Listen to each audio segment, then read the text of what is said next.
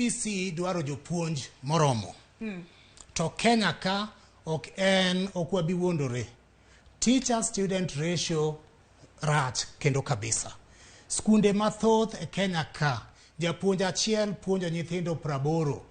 To with the CBC it is almost impossible mondo japuonj achiel opuonj nyithindo 80. So number one, dwarore ni sirikal ondik jopuonj mang'eny. Tok en mana ndikogi, kosendikgi jopuonjgi dwaro timnegi professional training. Jopuonj thothgi kaka ne giwuok e college mane gintie teacher training colleges ne ok go through CBC training. In fact, jopuonj ng'enygi nowuok e college 10 years ago, 15 years ago, nyaka sani pok ondikgi.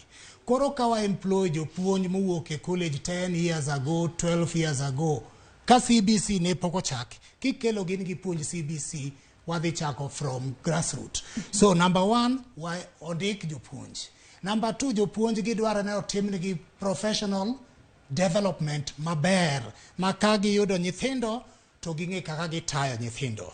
Number dek, schools, classrooms moseger e secondary schools kata mane primary schools pod wakwayo mondo classrooms omedi nikech spaces manitie classrooms go asewacho ni ratio mar nyithindo gi jopuonje primary school en so glaring.